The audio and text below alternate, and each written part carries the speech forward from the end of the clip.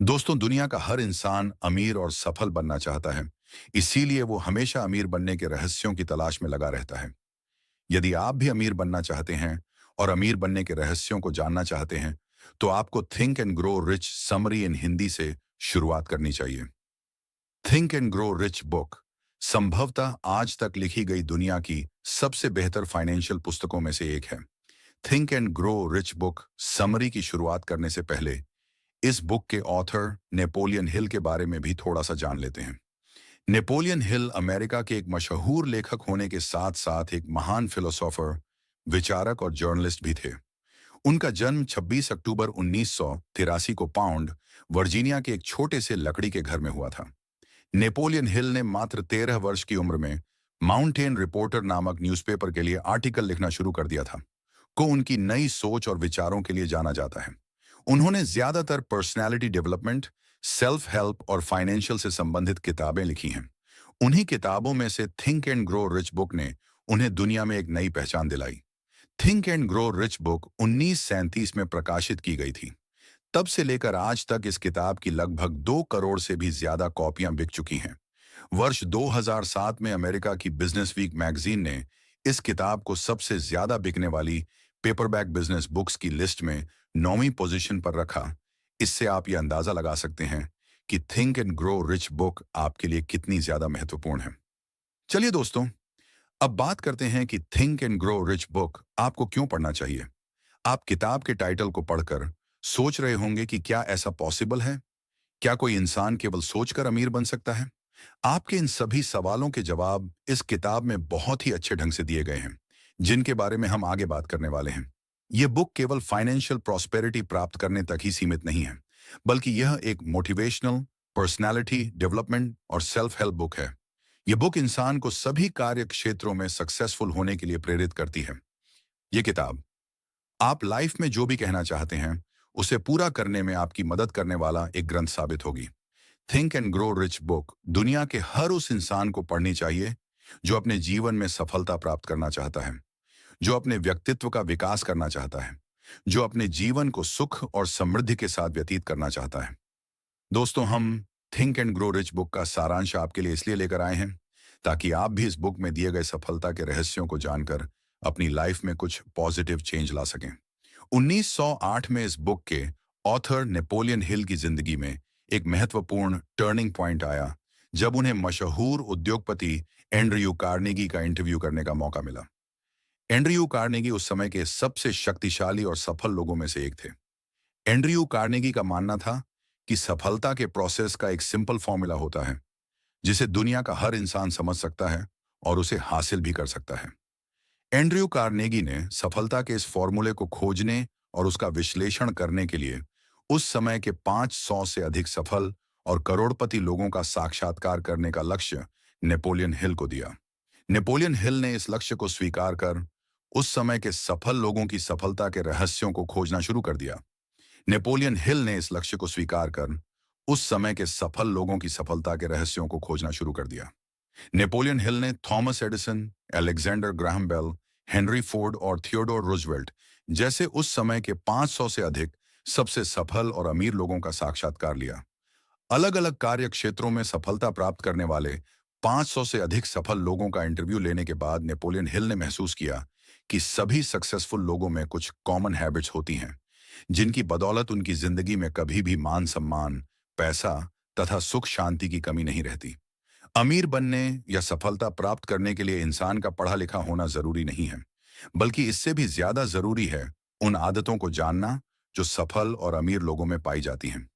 Think and grow rich book में Napoleon Hill ने अमीर बनने के ऐसे ही 13 स्टेप्स बताए हैं जिन्हें फॉलो करके कोई भी इंसान अपने जीवन में सफलता प्राप्त कर सकता है।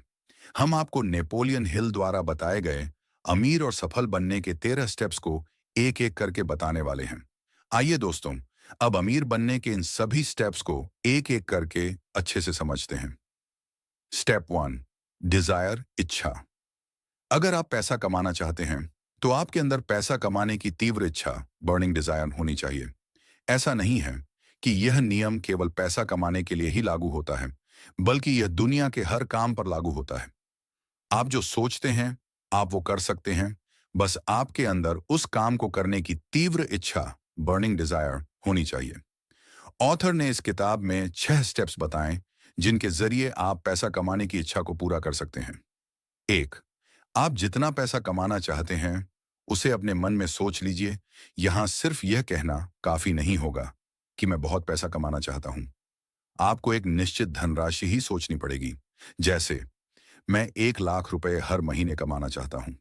2, अब आपको यह निर्धारित करना होगा कि 1 लाख रुपए हर महीने कमाने के लिए आप क्या क्या काम कर सकते हैं।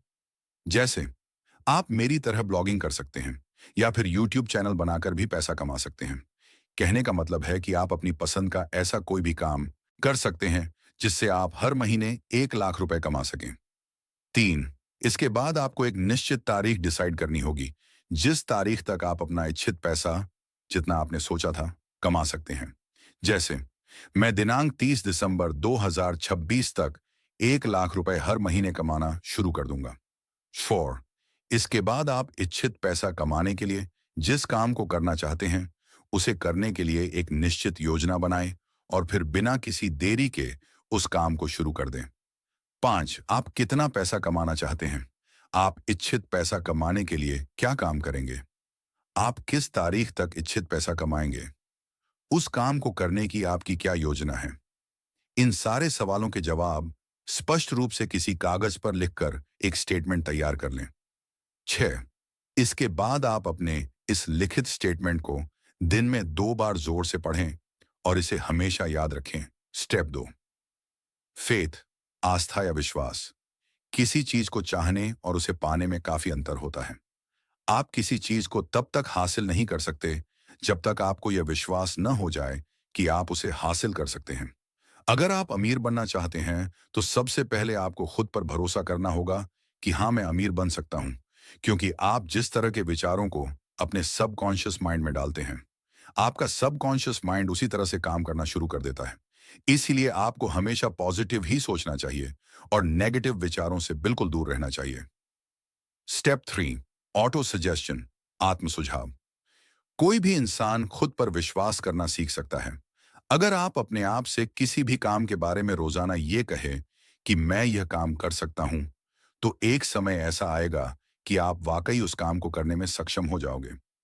खुद से इस तरह की बात करना ही ऑटो सजेशन कहलाता है। हमारा अवचेतन मन पूर्ण विश्वास की भावना से दिए गए किसी भी आदेश को ग्रहण कर लेता है और उन आदेशों पर एक्शन करना शुरू कर देता है। ऑटो सजेशन का सिद्धांत स्वेच्छा से सबकॉन्शियस माइंड तक पहुंचता है। कोई भी विचार, चाहे वह सकारात्मक हो या नकारात्मक, आत्म सुझाव के सिद्धांत की सहायता के बिना अवचेतन मन में प्रवेश नहीं कर सकता। स्टेप 4, स्पेशलाइज्ड नॉलेज, विशेष ज्ञान। हर समस्या का समाधान ज्ञान है। अगर आप अपनी जिंदगी में सफल होना चाहते हैं तो आपको अपने ज्ञान को लगातार बढ़ाते रहना पड़ेगा। सक्सेसफुल लोग अपने व्यवसाय से संबंधित ज्ञान प्राप्त करना कभी बंद नहीं करते हैं। ज्ञान बढ़ाने का मतलब यह नहीं है कि आप पूरी दुनिया की चीजों को याद करें। सबसे पहले आपको यह तय करना होगा कि आपको किस प्रकार के विशेष ज्ञान की आवश्यकता है। इस स्थिति में आपको केवल अपने गोल के अनुसार, यानी आप जो काम करना चाहते हैं, उससे जुड़ी सारी जानकारी प्राप्त करनी होगी। अब आप सोच रहे होंगे कि ये सब जानकारी कहाँ से मिलेंगी। इसके लिए आप जिस काम के बारे में जानना चाहते हैं उस विषय से संबंधित अच्छी किताबें पढ़ सकते हैं या उस फील्ड से जुड़े सक्सेसफुल लोगों का सेमिनार अटेंड कर सकते हैं। कुछ लोग इस हीन भावना से ग्रस्त रहते हैं कि उनकी स्कूली शिक्षा सीमित रही है। मैं ऐसे लोगों को याद दिलाना चाहता हूं कि थॉमस एडिसन अपने पूरे जीवन के दौरान केवल 3 महीने स्कूल गए थे, लेकिन ऐसा बिल्कुल नहीं है कि उनके पास शिक्षा की कोई कमी थी। ज्ञान प्राप्त करने का मतलब ये नहीं है कि आप स्कूल या कॉलेज में जाकर ही ज्ञान प्राप्त करें। स्टेप 5, इमेजिनेशन, कल्पना करना। इंसान जिस चीज की कल्पना कर सकता है उसको बना भी सकता है। कल्पना एक कार्यशाला है जहां इंसान द्वारा बनाई गई सभी योजनाओं को आकार दिया जाता है। कल्पनाएं 2 प्रकार की होती हैं। 1, सिंथेटिक कल्पना। 2, क्रिएटिव कल्पना। सिंथेटिक इमेजिनेशन, इस तरह की कल्पना में आप पुरानी अवधारणाओं, विचारों या योजनाओं को नए संयोजन में व्यवस्थित कर सकते हैं। क्रिएटिव इमेजिनेशन, इस तरह की कल्पना में आप कुछ ऐसा सोचते हैं जिसके बारे में आपके अलावा किसी और ने न सोचा हो यानी कि आप कुछ ऐसा बनाने की सोच रहे हैं जो अभी तक किसी ने नहीं बनाया हो। इस स्थिति में आप बिल्कुल जीरो से शुरुआत करते हैं, क्योंकि आपका आइडिया बिल्कुल नया है। अगर आप कुछ बड़ा करना चाहते हैं, तो आपको हमेशा क्रिएटिव इमेजिनेशन पर फोकस करना चाहिए। आपको नए नए आइडियाज के बारे में सोचते रहना चाहिए। Step 6, organised planning. आप चाहे कोई भी काम करना चाहते हो, लेकिन आप जो भी करना चाहते हैं, उस काम को करने से पहले आपको पूरी प्लानिंग कर लेनी चाहिए। मान लो आप ब्लॉगिंग करना चाहते हैं, तो इसके लिए आपको पूरी प्लानिंग करनी होगी। जैसे आपको देखना होगा कि आप अपनी वेबसाइट खुद बनाएंगे या किसी वेबसाइट डेवलपर से बनवाएंगे। आप अपनी वेबसाइट के लिए आर्टिकल खुद लिखेंगे या किसी कंटेंट राइटर से लिखवाएंगे। आप अपनी वेबसाइट का एसईओ खुद करेंगे या किसी और से कराएंगे। आपको देखना होगा कि आप अपनी वेबसाइट से कितने तरीकों से पैसे कमा सकते हैं और उनमें से आप किस तरीके पर ज्यादा फोकस करेंगे।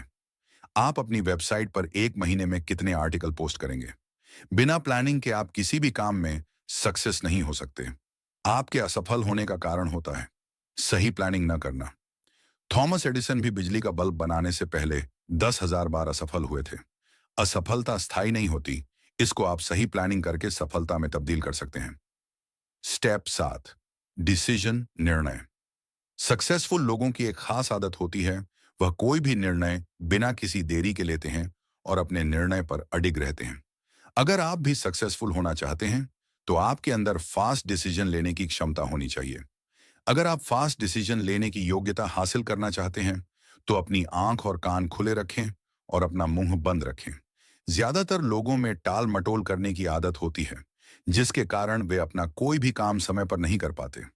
अगर आप दुनिया को बताना चाहते हैं कि आपका क्या करने का इरादा है, तो पहले उस काम को करके दिखाओ।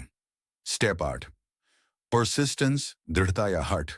दृढ़ता की कमी विफलता के मुख्य कारणों में से एक है, जो ज्यादातर लोगों की कॉमन प्रॉब्लम होती है, लेकिन इसे दूर किया जा सकता है। दृढ़ता की कमी पर विजय पाना पूरी तरह से व्यक्ति की इच्छा की तीव्रता पर निर्भर करता है। यदि आपके अंदर अपने लक्ष्य को पाने की जिद नहीं है, तो आप अपने लक्ष्य को कभी भी हासिल नहीं कर सकते। दृढ़ता का मुख्य आधार इच्छा की शक्ति है और सभी उपलब्धियों का प्रारंभिक बिंदु भी इच्छा होती है। इच्छा शक्ति और इच्छा जब आपस में मिल जाते हैं, तो इतनी मजबूत जोड़ी बनाते हैं जिसे आसानी से नहीं तोड़ा जा सकता। ज्यादातर लोग अपने लक्ष्य गोले को जरा सी विपत्ति, असफलता आने पर छोड़ देते हैं। बहुत ही कम लोग ऐसे होते हैं जो अपने लक्ष्य को पाने के लिए निरंतर प्रयासरत रहते हैं, चाहे उन्हें कितनी भी विपत्तियों का सामना क्यों ना करना पड़े। जो लोग हार के बाद भी खुद को खड़ा कर लेते हैं और लगातार कोशिश करते रहते हैं, ऐसे लोग ही सफलता प्राप्त कर पाते हैं।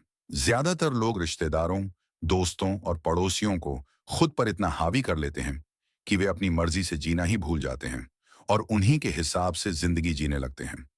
ऐसे लोगों को हमेशा एक ही डर सताता है कि लोग क्या कहेंगे। आलोचना के डर से ज्यादातर लोग किसी नए काम की शुरुआत करने से डरते हैं। ऐसे मामलों में आलोचना का डर सफलता की इच्छा से मजबूत होता है, जो आपके लिए सही नहीं है। आपसे ज्यादा आपको कोई नहीं जानता आपको क्या करना चाहिए या आप क्या कर सकते हैं।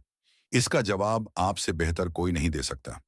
यह दुनिया राय चंदों से भरी पड़ी है, जो आपको हर कदम पर राय देंगे, लेकिन अगर आप कामयाब होना चाहते हैं, तो आपको अपनी जिंदगी के फैसले खुद ही लेने होंगे। आज मैं आपको 4 ऐसे स्टेप्स बताऊंगा जो आपके अंदर किसी भी काम को करने की लगन पैदा कर देंगे। इसके लिए किसी विशेष एजुकेशन की आवश्यकता नहीं है, बल्कि थोड़े से समय और प्रयास से आप ऐसा कर सकते हैं। 1, आपके पास एक ऐसा गोल होना चाहिए जिसे प्राप्त करने की आपके अंदर गहरी इच्छा हो। 2, आपके पास एक ऐसा एक्शन प्लान होना चाहिए जिस पर आप निरंतर काम कर सकते हैं। 3, आपको अपने माइंड में नकारात्मक सुझावों को प्रवेश नहीं होने देना है। ऐसे नकारात्मक सुझाव अक्सर रिश्तेदारों, दोस्तों और परिचितों द्वारा दिए जाते हैं। 4, आपको एक या एक से अधिक ऐसे व्यक्तियों, मास्टरमाइंड ग्रुप के साथ दोस्ताना व्यवहार रखना होगा, जो आपकी योजना और उद्देश्य का पालन करने के लिए आपको प्रोत्साहित करें। Step 9, power of mastermind. आप चाहे किसी भी फील्ड में काम क्यों ना कर रहे हों, लेकिन आपके पास एक मास्टरमाइंड ग्रुप होना बहुत जरूरी है। मास्टरमाइंड ग्रुप ऐसे लोगों का समूह होता है जो आपकी नॉलेज को बढ़ाता है। अगर आप लाइफ में कुछ बड़ा करना चाहते हैं, तो आप अकेले कुछ नहीं कर सकते, क्योंकि हो सकता है आपको सभी चीजों की नॉलेज ना हो। हर इंसान किसी ना किसी चीज में एक्सपर्ट होता है, इसलिए आपको अपने फील्ड से रिलेटेड एक्सपर्ट लोगों से मेलजोल बढ़ाना चाहिए। ये एक्सपर्ट लोग ही आपकी योजनाओं को सफल बनाने में आपकी मदद कर सकते हैं। आप इन एक्सपर्ट लोगों को अपने मास्टरमाइंड ग्रुप में शामिल कर सकते हैं। अब इसका मतलब यह नहीं है कि आप स्वार्थी बन जाएं। आपको भी उनके लाभ का ध्यान रखना होगा, क्योंकि बिना किसी लाभ के कोई भी इंसान आपके साथ ज्यादा दिन नहीं टिक सकता। Step 10, sex transmutation. किसी तत्व या ऊर्जा के एक रूप का दूसरे में रूपांतरण होना ट्रांसम्यूलेशन कहलाता है। सेक्स की इच्छा सबसे पावरफुल मानवीय इच्छाओं में से एक है। संभोग की इच्छा इतनी मजबूत और उत्तेजक होती है कि इंसान इसके चक्कर में अपनी जिंदगी और मान सम्मान को भी दांव पर लगा देता है। वैज्ञानिक अनुसंधान ने कुछ महत्वपूर्ण तथ्यों का खुलासा किया है कि बड़ी उपलब्धियां प्राप्त करने वाले मनुष्य अत्यधिक विकसित सेक्स स्वभाव वाले मनुष्य हैं। यह ऐसे लोग हैं जो सेक्स रूपांतरण की कला को समझते हैं। स्टेप 11, अवचेतन मन की शक्ति। हमारे मन के दो हिस्से होते हैं, एक होता है चेतन मन और दूसरा होता है सबकॉन्शियस माइंड, अवचेतन मन। कॉन्शियस माइंड का काम होता है सोच विचार करना और सबकॉन्शियस माइंड का काम होता है आपकी सोच पर विश्वास करना। सबकॉन्शियस माइंड पर हमारा कोई कंट्रोल नहीं होता, लेकिन हमारी सारी इच्छाएं, भावनाएं और फैसले इसी से कंट्रोल होते हैं। आप जैसा सोचते या करते हैं, सबकॉन्शियस माइंड उस पर पूरी तरह यकीन कर लेता है। चलिए इसे एक उदाहरण से समझते हैं। जब आप कंप्यूटर कीबोर्ड पर टाइप करना सीखते हैं, तो शुरुआत के कुछ दिनों तक आपको सोचना पड़ता है कि कौन सा अल्फाबेट या नंबर कहां पर है। इस स्थिति सोचने का काम आपका कॉन्शियस माइंड करता है। लेकिन कुछ ही दिनों बाद जब आप टाइप करना सीख जाते हैं, तो आपके हाथों की उंगलियां आंखों से बिना देखे भी सही बटन पर पहुंच जाती हैं और आप बिल्कुल सही टाइप करने लगते हैं। ऐसा आपके सबकॉन्शियस माइंड वजह से होता है, क्योंकि अब आपका सबकॉन्शियस माइंड पूरी तरह यकीन कर चुका है। और जिस बात पर सबकॉन्शियस माइंड को यकीन हो जाता है, उसके बारे में कॉन्शियस माइंड को दोबारा सोचने की जरूरत नहीं पड़ती। इसलिए आपको हमेशा पॉजिटिव विचारों के बारे में ही सोचना चाहिए। ये पॉजिटिव विचार धीरे धीरे आपके सबकॉन्शियस माइंड बैठ जाएंगे और इसके बाद आपकी जिंदगी में जो होगा वो पॉजिटिव ही होगा। ऑथर द्वारा think and grow rich book में 7 सबसे शक्तिशाली सकारात्मक भावनाएं बताई गई हैं, जिनमें हमको महारत हासिल करनी चाहिए, जैसे इच्छा, आस्था, प्यार, सेक्स, उत्साह, रोमांस, आशा। उपरोक्त 7 सकारात्मक भावनाओं के अलावा ऑथर द्वारा 7 प्रमुख नकारात्मक भावनाएं के बारे में भी बताया है, जिनसे हमें बचना चाहिए, जैसे डर, ईर्ष्या, घृणा, बदला, लालच, अंधविश्वास, क्रोध। Step 12, the brain. आप जानते हैं, दिमाग दुनिया की सबसे पावरफुल मशीन है और खुशी की बात यह है कि यह पावरफुल मशीन दुनिया में सिर्फ इंसान को दी गई है, इसलिए आपको इसका पूरा फायदा उठाना चाहिए। हमारा ब्रेन 2 तरह से काम करता है। यह विचारों को प्रसारित करता है और ग्रहण भी करता है। अच्छे विचारों का हमारी सफलता में बहुत बड़ा योगदान होता है। Step 13, sixth sense. Sixth sense की पावर का कुछ लोग ही अच्छे से यूज कर पाते हैं, क्योंकि ज्यादातर लोगों को इसके बारे में पता ही नहीं होता। चलिए समझने की कोशिश करते हैं कि आखिर सिक्स्थ सेंस यानी छठी इंद्रिय का क्या मतलब होता है। इसे एक उदाहरण से समझते हैं। आप जानते होंगे कि आईपीएल मैच के लिए खिलाड़ियों की बोली लगाई जाती है। खिलाड़ियों को खरीदने वाले लोग अपने सिक्स्थ सेंस यूज करके खिलाड़ी को खरीदते हैं, क्योंकि उन्हें लगता है कि जिस खिलाड़ी को उन्होंने खरीदा है वह अच्छा परफॉर्म करेगा। अब हो सकता है वो खिलाड़ी अच्छा परफॉर्म करें और यह भी हो सकता है वो अच्छा परफॉर्म ना करें। सिक्स्थ सेंस एक ऐसी क्षमता है जिसे इस किताब में दिए गए सिद्धांतों का प्रयोग करके धीरे धीरे विकसित किया जा सकता है।